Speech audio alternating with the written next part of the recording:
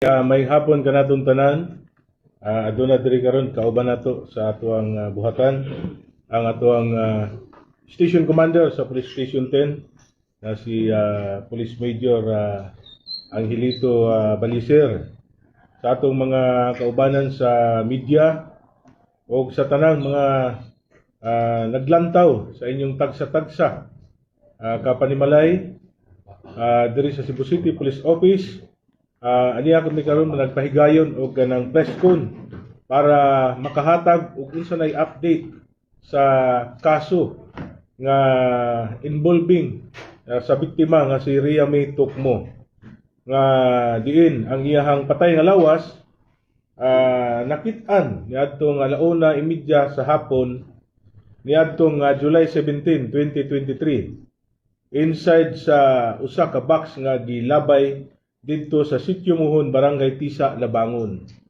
So on behalf of Cebu City Police Office, ilabi na gayud sa Police Station 10 nga gipanguluhan ni Police Major Angelito Balicer nga maoy nangulo sa investigasyon o gisuportahan sa tibuok hugpong sa CCPO, akong gisakupan, akong ipaabot kaninyo na nasulbad na gayud nato ang hinaling kamatayon ni Ria May Tokmo.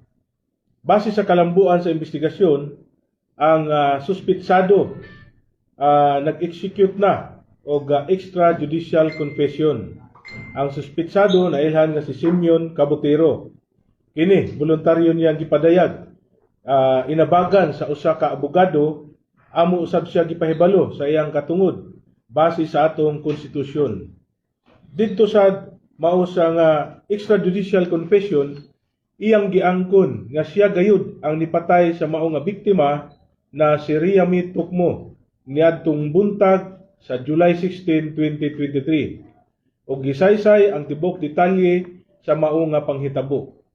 Mausab ipaabot namo sa publiko nga ana-ana kanamo ang resulta sa DNA test na nagkonfirma sa iyang kalambigitan sa kamatayon ni Ria May Tokmo. Kini nga mga ebidensya gisuportahan og nagkalain-lain pang mga ebidensya sama sa CCTV footages o uban pa nga mga ebidensya nga diin ang atong mga establishmento sa pagkuha sa backtracking sa CCTV footages. Daghan kita og ganang mga mga pagsulay, pero tinuod lang kita nagamalampuson gihapon. Nakakuha na kita og mga konkretong ebidensya nga makapasaka sa maong kaso. In fact, karong buntaga ato na yung na-file ang kaso. So karong hapon wala pa sila ang extrajudicial patrol. extrajudicial. So we assure the public that we have an airtight case that would withstand conviction. The moment that we can file this, makonsider na ni siya nga solved o close na ang kaso. So on behalf of the CCPO and Police Station 10 under Police Major Angelito Balicer, who diligently work on this case, kami mas pasalamaton sa publiko o sa tanan ninyong kooperasyon o pag-abag kanamo sa among paningkamot sa pagsulbad ni ining kasuha o paghatag sa hustisya sa kamatayon sa biktima na si Ria May Tokmo. Okay. Follow up, sir, as to the circumstances kanong iyahang napatay ko no, si Ria May Tokmo ni Simeon Cabotero, Major Balisa, sir. Based sa iyang extrajudicial confession nga katong time nga gida ni adto si Ria May Tokmo sa ilang lugar, sir, nga gisaysay ba niya nga gitagbo daw niya nga gida nga to sa iyang boarding house niya. Ang iyang boarding house kay nag-uyog na sila o uyo sa iyang ginikanan o iyang maigsuon. Matod pa niya nga gipagawas daw niya ang iyang ginikanan kay naa sa bisita. Then iyang ginarate nga iya siyang gisukmatan ang biktima si Ria May Tokmo nga daghan kuno og kwan kay naka-monitor siya sa Facebook, kay ang kining Facebook nga iyang gikatsat-chat si Ria kining Mitch si Bio mo ni siya nga account nga naibaw-an niya. Ya, matod pa niya nay daghan nga account si Ria. Ya, mo to yang isukmatan. Ya, katawaan ra man kuno siya. Mukatawa ra daw si Ria. Ya. Gani katong time nga nistorya siya nako, nigako siya nako, nihilak niya na sa nga sir. Kay bawo man ka kung sa trabaho sa construction worker. 400 na akong adlaw sir. Niya starting from December 5, nagkauyab man to sila. Ang sige siya upada kay matod pa niya si Ria may nagtuo siya nga ni eskwela lagi. Nag-eskwela kuno kaya niyang paila kuno ni Ria nga nag-eskwela. Din karon sa sige na lang istorya katawaan gyapon kuno siya. Utong murag nalain kuno siya mo kung gunita niya ang bag. Guling niya sa bag nakita siya dito og drug paraphernalia. Nga siya nga waday nimo tarunga o kuan nga ako ang kwarta gihatag nimo. Anang murag nahiubos nga inaguan daw niya ang kwarta. Mo na tong time nga nidong kuno ang iyang pananaw. Nga matud pa niya nasipitan niya ang liog ni Ria. Wa na siya kahibaw nga niabot day sa punto nga namatay ni si Ria. Kay ako sa pangutana nga wala ba day mo resist si Ria atong time nga gisipitan nimo insa nga nakagunit sa ako ang kamot sir kay pag yana man daw niya nakagunit sa ako ang kamot sir niya moto nga before pa nigawas ang DNA nakahibaw ko nga mo positive jud siya sa DNA nga examination tungod kay sa statement lang daan niya katong nihilak siya na tubang naw nga gigunitan nakagunit daw si Ria sa ihang kamot posible nga ang last breath niya mo tong time nga nakapugong motong gistoryahan ako ang investigador si Staff Sergeant Bayarkal nga mo positive din data sa DNA kay ang katong kuko nakita man namo kay bisan katong iadto dito sa crime scene makita nimo ang kuko sa biktima nga tag-as pag pugong ato ang kuan ato diri sa iyang kamot mo transmit dito sa iyang kuko. Mao sa nay explanation ko dito sa taga-RQ. Sa mo backtrack lang ko gamay sa background. Uyab ni si Ria Mituk mo og si Simeon Gabotero. And asa nahitabo ang pagpatay, sir? According niya kanang nagkauyab siya katong sa Facebook starting December 5 last year. Okay. Then as to the question nimo kung asa gipatay i-confirm din niya nga dito sa boarding house. Kanang ilang gipuy-an. Isa, atong sumuron sa gabi, katong Sabado sa gabi nag-inom si Ria. si Ria. Unya katupang nga time nga nagkakita sila ni Juan. Usay nito mo sabikan sa loob padung ato sa Juan. Pag atong paggabi based pro ni sa among investigation ngadto katong pagka 17 bitaw. Wala pa man to siya mailhi atong 17. Din nagka wangwang mi ug asa mi mga ngitag information kay wala pa ni doon dito sa opisina niingon nga mao'y kuan kabanay sa biktima nya mo to pagagabi mo tong iyang amiga si alias Jewel Smith anang mo na sa iyang account pero sa iyang personal nga kinabuhi dili na maungangan gipugan lang nato pod para sa iyang security reasons. According nila nga si Ria ato nga time pag 12 o'clock down dito siya nag-standby sa namay video kihan ngadto. Then nakainom siya. Nang inom siya anang start sa 12 nga rin na daw sa ubos. Usa mo coincide po na sa istorya ni Simeon Gabotero nga pag-abot niya dito sa ilang boarding house baho nga ilimnon nya usa kuno po to sa hinungdan nga wala kay resist kayo kay hubog siya ba katupag tuog bitaw niya nya mo to nga sa during sa investigation namo pag kagabi anang pag-aadlaw pa ng 17 man to dito namo ni ato mi sa command center nagkawangwang mi upangita og CCTV footage kay ang barangay Luok na ay daghang CCTV footage unta nga gatubang jud sa ilang boarding house pero puro patay ni adto mi sa barangay hall wala mi kakuha ni motong ibalik mi ngadto sa command center dili po namo makita sa command center kay nahitabo di ay pagkatong pagsakay niya a few meters away from sa iyang boarding house ni agi tong motor ni balik di ay mo tong nag-agad mo gud mi nga mutagbo sa CCTV ni balik man siya mato may istorya sa kuan nabalik ang ilahang motor unya mo tong constant man namo ang communication sa amo ang city director mo tong gikuan niya si Ma'am Raptor disignate dito nagsige mi og meeting adto nya katong pagka 18 while ga meeting mi ngadto naa dito ang IDMU si Ma'am Raptor mo galid ng CIO nay usa ka concerned citizen nga nitawag namo ning according pa niya nga ang cellphone nga napalit daw niya gipanag-iya daw sa biktima. Ako siyang gipangutana nga nganong siguro man ka nga ang cellphone na sa biktima.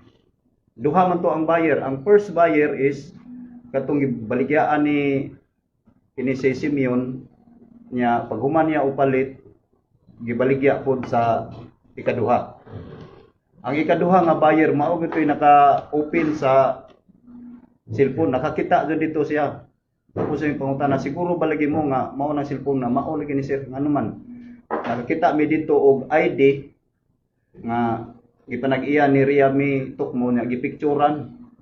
Pag picture mo toy nakita niya. Unang siguro sila nga mao to.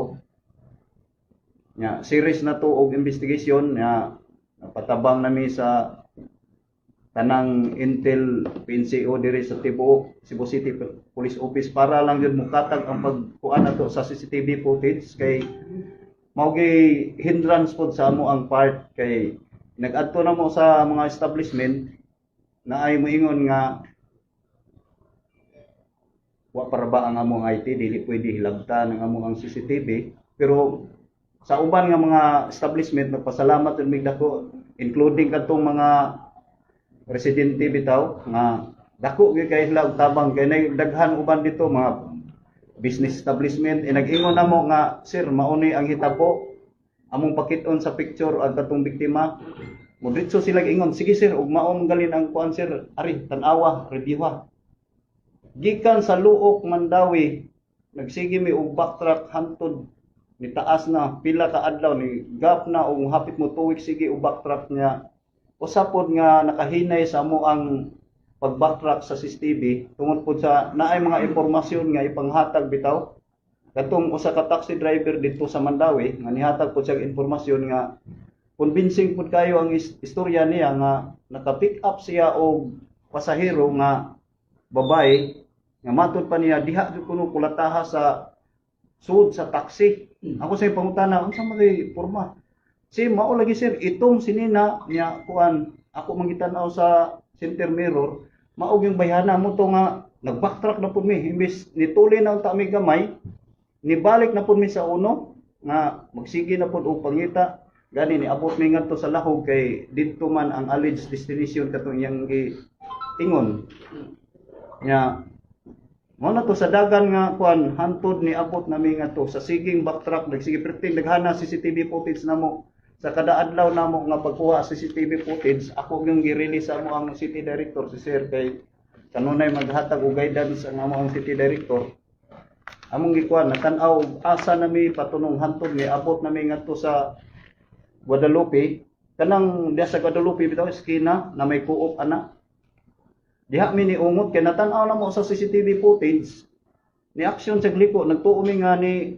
diretso siya ngadto padong sa Ardo 30 wala man di ay ni suon na pud siya dito nya mo na nga ang speculation sa uban nga kaila ni Simeon Gabutero ang driver dili gyud na si tinuod ngano man kay ang CCTV footage nagtug-an nga ang driver sa motorcycle nga gisakyan ni Riami wala katultol sa lugar makita man namo nga mohunong mangutana kay og swito pa to sa lugar dili na sa mangutana straight na yang dagan mo to usapod nga hinungdan nga ang CCTV footage maklaro na mo kay dili kusog ang dagan kay ang driver dili swito sa ang lugar.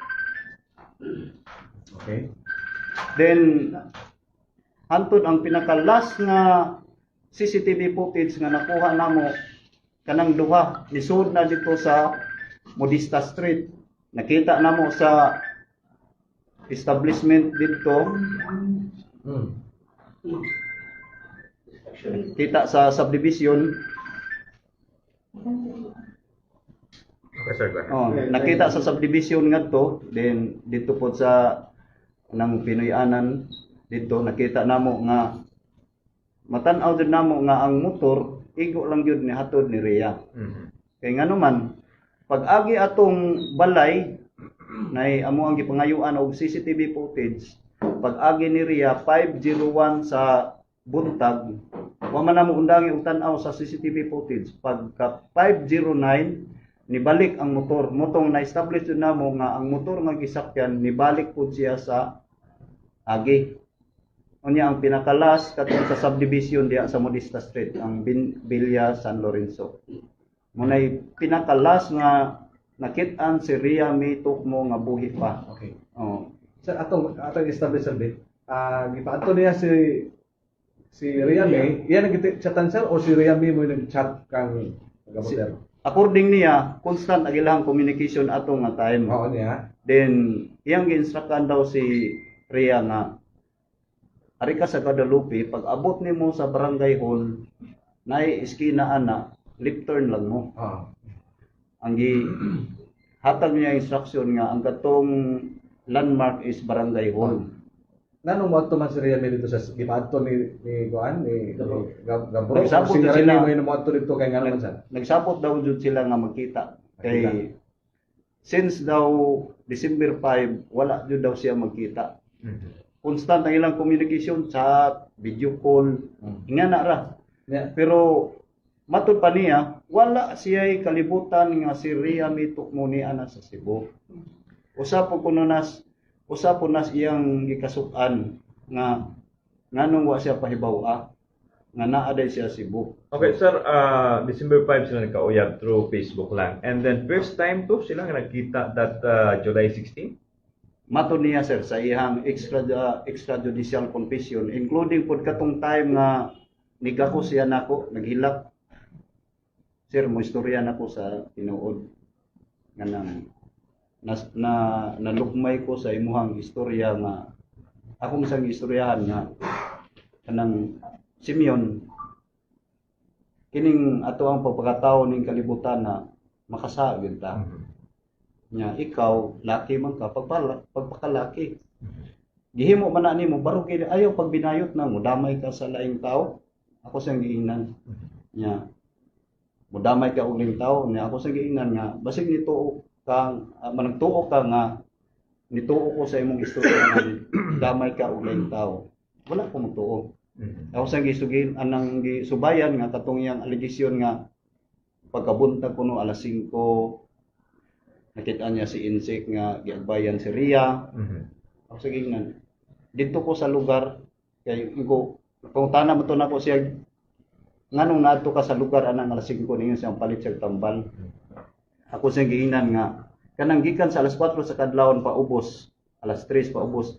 Gisige na namo og adto giobserbahan namo ang lugar ug unsay sitwasyon. Pero sa imuhang claim nga mo palit og tambal lisod tuuhan nya by chance kung ang sulti po niya by chance nga padung siya mosimba gihatag pod ni Insik ang cellphone. Ako siyang gipangutana. Dili may mutuo na kay bisan sa ako naaman ang ubang mga piniriso ato na minaw ako siyang istoryahan. Nga kamo kuno mga piniriso, kamo nagpatay nakakuha mo og cellphone. Isali ka ninyo sa tao nga di nyo kaila ang cellphone sa proceed sa imong gipatay. Oto. Sige na ko sang istorya sir, gibalik-balik nako nga kanang istoryahi ko ug unsay tinuod nga nahitabo. Ayaw ipasa sa laing tao ang imuhang sa.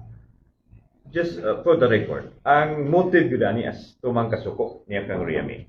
Because of possible kilos, according to you, doon na siya nabasa ang mensahe, lain-lain nga mga laki. Lalaki. Usa pod sa amo ang natan-awan dud nga nagsilos siya. Nya nasuko pod siya sa matud pa niya nga ang kwarta daw ngayang gipada ingato ra daw padulngan. Okay, Mao so na sige ibalik mo? padala siya kwarta kang Rhea May Sige daw sir. since Through December GCash. 5 Oh. through GCash. Through GCash. Sa Davao pa Rhea May yang ipadala na og kwarta through Mao na- GCash. Yes sir, mao na Okay. iyang istorya. Nasayod siya sir nga nasa Cebu si Rhea May pagka June na.